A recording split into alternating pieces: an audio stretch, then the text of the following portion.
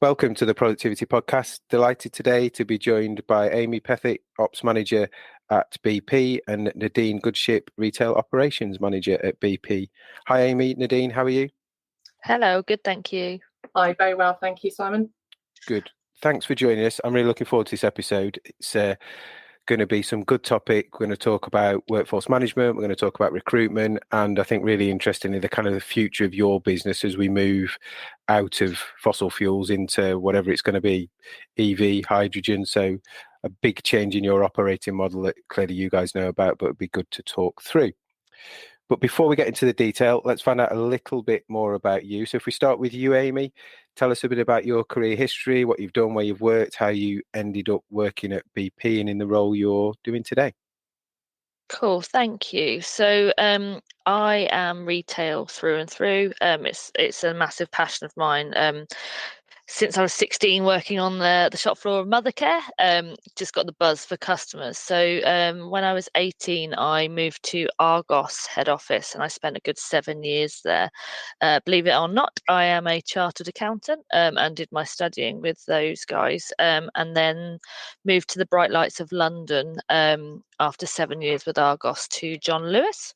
I did multiple roles at John Lewis, including operations manager for John Lewis Milton Keynes, a finance role, and then productivity within group, which covered John Lewis and Waitrose.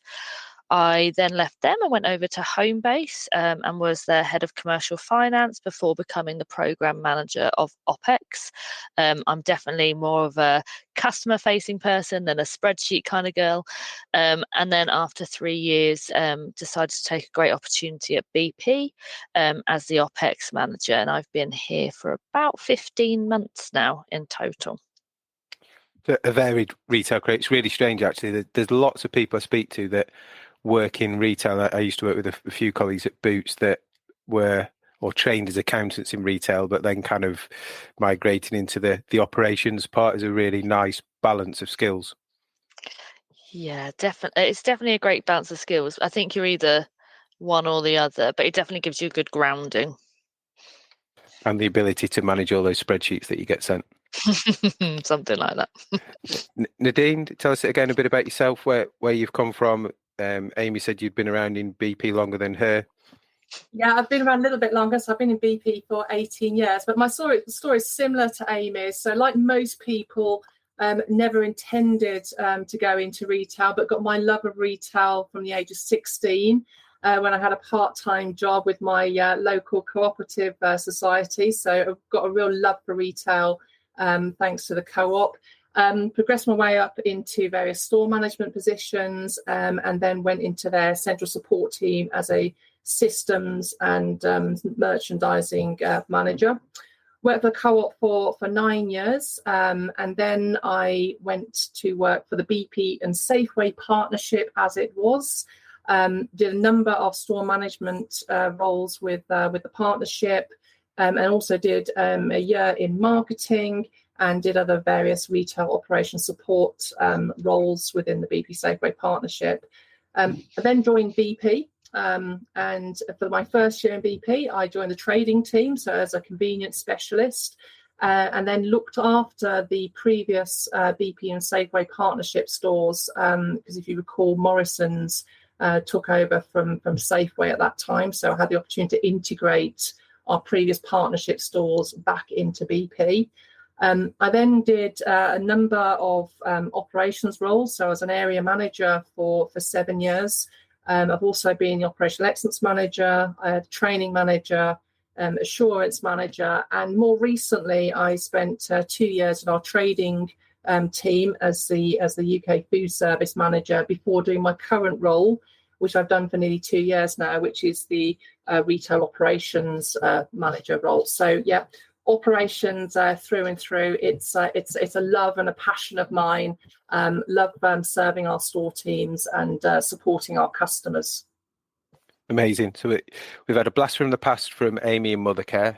Yours is Safeways. So I thought my career is very similar. Started on the shop floor at 16 and all that kind of stuff. So I'd do it all and focus DIY there. My blast from the past, which some people listening will recognise all 3-4 of those brands. Some will have no idea what we're talking about. And it's very strange, isn't it? Because I think you both said it. Retail is almost that accidental career. Nobody goes to school and then to the careers advisor and they say, actually, you're going to go and work in retail. It's all, this type of job, that type of job. But everybody that falls into it seems to love it. It's just so fast paced, and the roles, we're very lucky, Nadine and I, and the roles that we're in, we get to see our immediate reaction on the shop floor, so if something's worked or not, and our colleagues certainly tell us, don't they, Nadine? So that's one of the passions, actually, is I couldn't work in a role that was a slow burn. It's good to see immediate reactions. Yeah, and colleagues and customers keep you on their toes, don't they? Because they're different every day. Absolutely. So Nadine, let's find out a bit more about BP, because I know we've worked with you guys a little bit, but I find the kind of various ownership models fascinating, scale massive. So just give us a broad overview of kind of how, in simple terms, BP works. Yeah, no problem, Simon. I mean, you touched earlier the fact that we're moving away from being an oil business, and actually we regard ourselves as an integrated energy business, which is really quite important. We've got operations in Europe, in North and South America, Australasia, Asia, and Africa. And essentially, we're split into 3 primary business groups. So the first one is what we call production and operations. And this sector very much focuses on producing hydrocarbon energy and energy products that the world needs. The second area is customers and products, and that's where Amy and I sit within. So the primary focus for customers and products is to deliver convenience, mobility, and energy products and services for the future. And finally, we have our gas and low carbon energy sector. And this team create low carbon energy products, and they're responsible for the development of decarbonisation technology. So three core business groups form part of BP. As I said, Amy and I sit within customers and products within the UK. And then just to give you an idea of the UK business, so we have company-owned stores, we have company-owned, company-operated. That's what I look after. So I look after 320 co-sites, but we also have our dealer business, which actually is 900 sites across the UK. And actually Amy's role is channel agnostic. I won't talk too much about that. She'll talk about that in a minute. But her role is her team looks after both the company owned and the dealer operated sites within the UK. Out of our 320 company owned sites, 288 of those sites have our M&S convenience food offer. So we have a strategic partnership with M&S, which is really critical and a core part of our convenience offer. So lots of sites, lots of different offerings, global.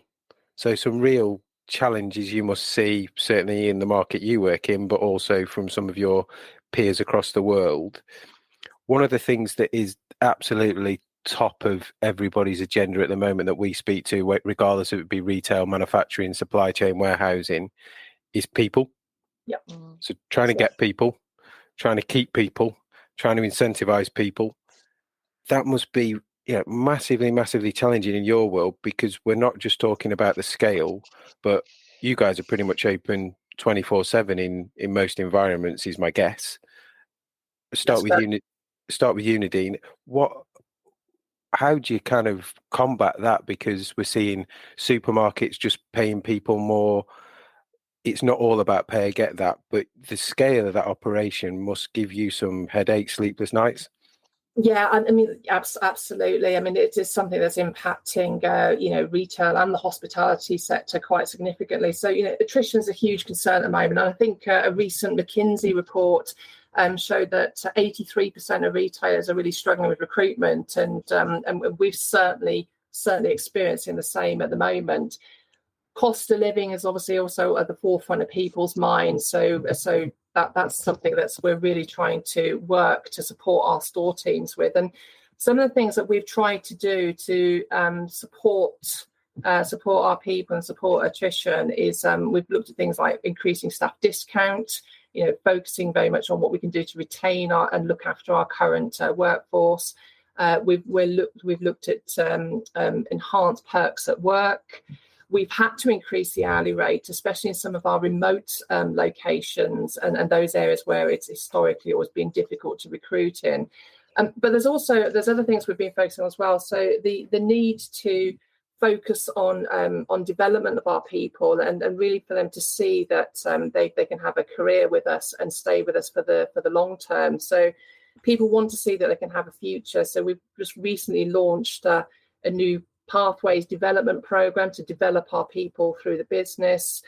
We've focused on doing self-advocacies. We've recently had a Grow Week, which has been a great collaboration from across the business, really demonstrating how we can support our team's development.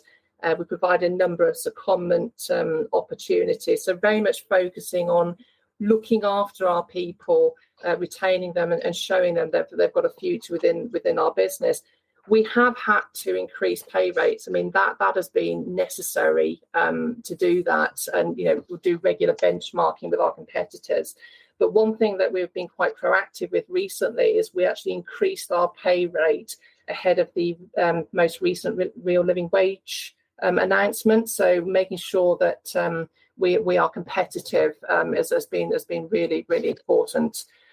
There's other things we've done as well. So we've had to reduce trading hours in some of our sites because sometimes it's just not possible to maintain a 24-hour business in some areas. So there are lots of different things we've had to do to combat the recruitment challenges that we're currently facing.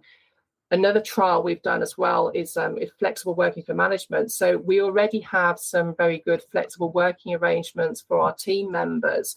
But in retail, looking at flexible working for management is something that's actually quite unique. So giving our managers the opportunity to work shorter amount of days in a week, but longer hours, and be able to flex that from week to week to help with their work-life balance, and also to reduce costs actually in terms of fuel costs and going to their site on a regular basis. So yeah, lots of things we have done, and we will continue to look to support our people in the best way we can.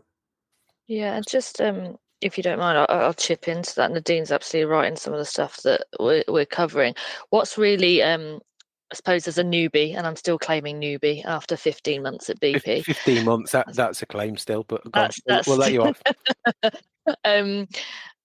What's really shocked me coming into BP is how it's got this family feel in every site that I go to, particularly in the co-sites that Nadine looks after. And actually what we can see from some of our stats is if we manage to retain people for a year, we tend to keep them for life. If you go into any one of our sites in our co-sites, you will be looking at lengths of service 20, 25, 30 years. And I'm always astounded by that. And one of the main drivers is that family feel.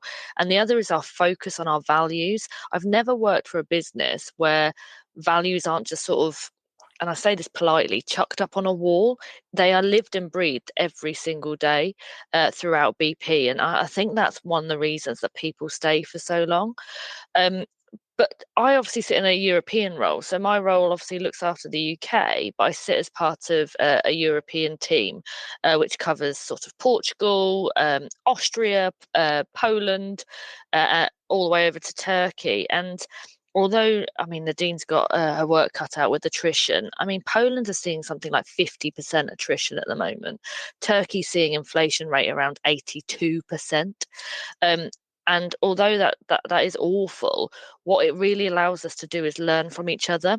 So we're not coming up with the ideas just on our own in the UK, but actually we're sharing best practice across the continent. So where we can trial things and we don't have to wait for capacity within the UK, actually we can start trialing them in other markets and then do a mass rollout. It just allows us to be a little bit more agile. So some real benefits in that global business bit, but just circling back on a couple of those bits, I think the bit, Nadine, that really hit me was because of your scale, you've just got mass opportunity. So if you think of some different businesses where they might have 300, 400 sites in the UK, towns and cities, because of your scale, company or dealer, that's a massive opportunity once I've hit that kind of 12 months I'm staying to get on and move on, which I think is a big blocker in lots of other organizations at the moment, because they've scaled back leadership roles and teams so much that to get to the next level up, I've probably got to move. Is that fair?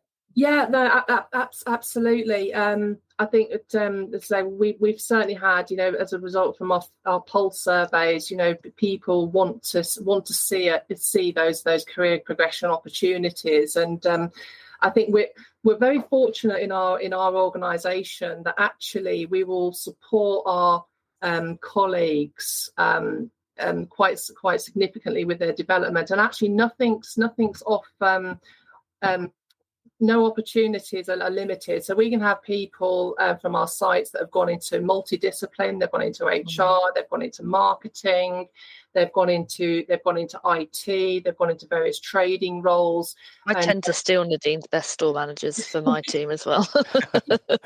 She does, but you know what? It works really well, and I think also enriches our organisation. So the more people we have coming from our stores into the broader positions in our business, who understand what it's like to work at the coalface, who understand the needs of our customers and the challenges that we have.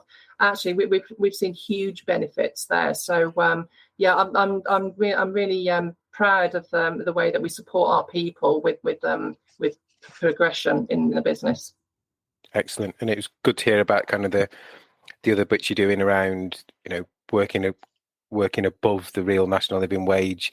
Clearly there's lots of competition, and those costs are only going to go up as cost of living goes up. National living wage moves again next year, so it's really good that you're pushing the boundaries there, but also being creative with the trial with the management teams being more flexible, because I think, as you've kind of described, it's become much more around the overall package and opportunity rather than the hourly rate or the salary. People that are just focusing on that point kind of miss the bigger picture. So some really good stuff that's happening there. Let's move it forward into kind of some of your world, Amy. Productivity, workforce management, operating models, all the stuff that kind of we work with, as you know, and you work with. Some people find it really interesting. Other people probably now be hitting the fast forward button. That's fair enough. But we'll keep chatting about it. So you guys are on a bit of a journey with operating model, workforce management. You've talked about kind of across Europe and then the world. As we know, everybody does something slightly different in different ways. Clearly, there's lots of legal implications from a pay point of view and contract. But just kind of sum up to us where your productivity journey is at the moment and some of the things that you're doing. Yeah, of course. It's funny, isn't it? Productivity and labour modelling in itself has moved on such a long way. I remember creating the labour model via Excel at John Lewis many moons ago. And now we've got these jazzy systems that can spit out what we need. So we've gone on quite the journey at BP. And you've got to remember, BP is, I've never experienced such a complex operation. So you think we're running a cafe, we're running a forecourt with fuel and EV chargers. And then we've got our convenience offer as well. And all of those have their own operational standards. There's a health and safety risk within all of those, whether it's on the forecourt with the fuel, or whether it's, food expiring, or whether it's making hot coffee. So it's a massively complex operation. And you're asking team members to be multidisciplined within their skill set, which is a challenge in itself. And the training, you can imagine, is quite something, and something that my training manager has been working on quite intensely to make sure that it's easy to understand, it's bite size, and we can hit the ground running when our team members join us. So we are using Reflexis and we are using Logile at the moment. So Reflexis for our WFM tool, and then Logile for our forecasting and budgeting tool, essentially. You yourselves actually helped us with our time and motion studies back at Christmas last year. So we measured every single task that happens in our site to allow us to have a bottom-up workforce management tool and understand the inputs to that. I don't think I was shocked by it, but the outcome was twofold. One, and I think everybody goes through this journey, we realised that actually we have definitely got a productivity factor within our sites, because we probably weren't budgeting for all the hours that we should have done given the amount of tasks that we're asking. And Yep. there's two things that we need to do there, right? So one is, how do we simplify those tasks, or how do we remove them? Personally, I think any task that's being taken place on the shop floor is time away spent from our customers. So how do we really, really simplify that and try and centralize as much of that process as possible? And then second to that, I was quite shocked about how much time was not spent on the shop floor. So we've got a true balance to sort of go after there. So anyway, we did the workforce management tool, and saw the inputs come through. We then have some decisions to make around, obviously everybody's trying to save. We've got a bit of a cost piece going on, and therefore we had to make some real decisions about what are the processes that are absolutely necessary. So based on the bottom up, we found that obviously we had more hours being required to run our operation than we were probably building into our previous labour models, which meant that we had to make some decisions around tasks. Now, some tasks we've looked at to simplify or remove if they weren't adding value. The ambition is to drive a zero back office mentality to ensure that all of our teams are on the shop floor. And then we kind of split tasks down into risk profiles. So those which were absolutely necessary to run a clean and safe operation, particularly around food safety. So Nadine touched on it earlier, that we work closely with our M&S partners. That means that we have a fresh food offering within our sites, and therefore obviously expired food is one of those risks. So making sure that those tasks and those checks are being done absolutely every single day to keep us safe and compliant is important.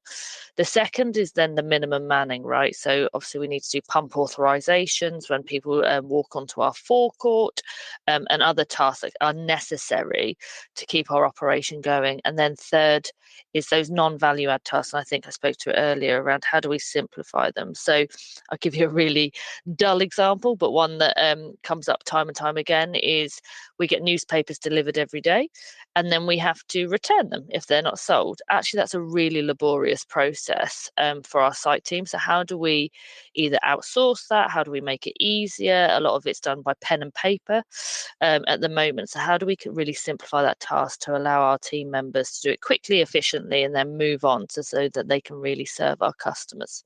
It's an eye-opening process, isn't it? So really good. You've got kind of a nice platform now that you can produce the forecast and budget from, and a system that's easy to use for colleagues and has all the advantages of all the kind of colleague engagement apps and all the other bits that come around it. But it's that data, isn't it, that's giving you the ability now to make those decisions, understand where to focus, to make life easier for colleagues, to focus on customers. And I think we're seeing it as well now in times where cost is being really challenged by rising energy rates and all the other things that are happening. To have that data to go back to make those decisions stops people making arbitrary cuts of, well, we'll just cut the budget by 10% and people have to work harder. It's really fact driven, and stop or remove the process, then you can take the cost out of the budget and the hours, rather than just make everybody run faster. Absolutely. And, we are privileged and at a disadvantage at the same time of the fact that we are a 24-hour business. So we have, it's within our gift to move tasks tonight, right? So when it's quieter for our team members on the shop floor, obviously we have less teams on, but we always have to have a minimum of 2 people to keep that site open to be safety compliant. That means that we can move tasks into the evening, which is a benefit in itself. And then lots of other people don't have the opportunity, or they put on twilights or early shifts, but that potentially then gives an incremental cost they're not used to. Some great foundational stuff there that will build on for the future. Some great work going on in terms of looking at the process, the non-value add, freeing up that time for customer. So if we finish on the future, because this really interests me, everyone knows, everyone's been to a BP, everyone's filled their car up at a BP. We know we've had a coffee from Wild Bean, maybe a sandwich from M&S on the way. So we get it. But actually, the world is changing rapidly, isn't it? Absolutely. Fast forward in 2 years, I'm probably driving my electric car to a BP. I've probably got to wait for, I don't know, it's going to get quicker and quicker, isn't it, to charge a battery or swap them in and out, whatever it means. But I'm not going to in-out pay go. I'm going to wait for 10, 20, 30, 40 minutes. So now you've got me for, let's call it 30 minutes. So what am I going to be looking to do in one of your sites in the future? How's it going to change? Where's the thinking going? Simon, you're absolutely right. And we need to think about our proposition, because it's not just a BP that's going to be putting chargers in. It's chargers. You would have seen them coming into supermarkets. I'm sure they're coming into fast food outlets as well. So Yep. how do I get people to come to us rather than going for, say, a Big Mac somewhere else? So we really have to think about our proposition. Now, we are gifted. We've got 1,200 sites. Nadine touched on it earlier. So, and we've got great locations of our sites. So hopefully that's a draw in itself. But we do need to think about our operation. If you go into a BP forecourt at the moment, you're unlikely to see any dwell space. You're unlikely to see any seating area. And that's something that we really need to think about. So we're actually trialing at the moment what a cafe would look like in one of our forecourts. How do we bring it to life? And not just, and we do great food, by the way. I would highly recommend cheese and bacon turnover. But actually, how do we bring probably a more sit-in proposition from a food perspective? So how do we create fresh food that people can enjoy whilst their car's charging? And that comes with, and if I put my OpEx hat back on, how do I model for that? That's a completely different operation. We're used to making barista coffees and cooking the pasties, etc., and sausage rolls, but actually fresh food is something completely different, and that requires a whole different labor model and operation behind it as well. So we're trialing a few bits at the moment. In terms of the future of the forecourt, who knows? You might have blended propositions. So you might have fuel and EV. You might have sites that have a demographic that are EV focused, and maybe you reduce your pumps. It's all stuff that we're looking at in the future, and trying to understand where our customer habits are changing and how we can be there for them. Nadine, any other bits to add to that? Yeah, I think it's really exciting, as I think we will transition more into food service, which will become increasingly important for our business. So I think that the future of someone being able to pull up, charge their car, grab a bite to eat, make a few phone calls, and actually pick up a little bit of top-up shopping while they're there as well. So yeah, really exciting future ahead of us. And it kind of brings us full circle almost back to the start, because then you've got a whole exciting world for colleagues of new skill sets, because now I might need to be able to prepare fresh food, cook fresh food, do things really differently. So again, comes full circle back to keeping people motivated. New skill sets may even be new roles in the future, who knows? So exciting times, but at the same time must be scary, because we're all trying to predict the future, and we're all going to get it slightly right, and we're all going to get it slightly wrong as well. Yeah. Amy, Nadine, we'll pause there. Fascinating chat. It's kind of a world we've worked in with you slightly, but finding out more and more is amazing, and hopefully for the people listening, some really good insight.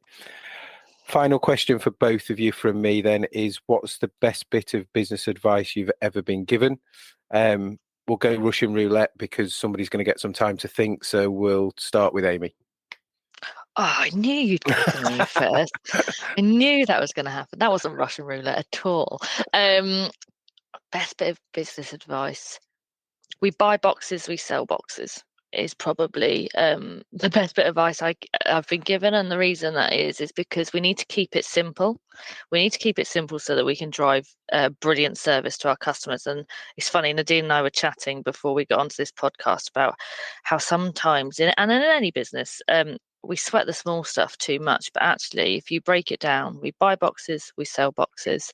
And we need to remember that sometimes, particularly to ensure that you get a nice work-life balance as well, right? It's easy to get stressed and anxious given everything that's going on at the moment, but just breaking it back down to, we buy boxes, we sell boxes. Like that. So we're expecting good things now, Nadine, because you've had time to think. Best business advice I've ever had is almost never forget where you come from. So I always find it, for me, it's really important that you continue to walk in the shoes of others and understand their challenges and understand their needs, both for store teams and for our customers. Yeah, because once the boxes stop selling, you've got a real problem then. Absolutely. Brilliant. Nadine, Amy, absolute pleasure to catch up. Really appreciate your time, and thanks for coming on. Thank you you. for having us. Thank you.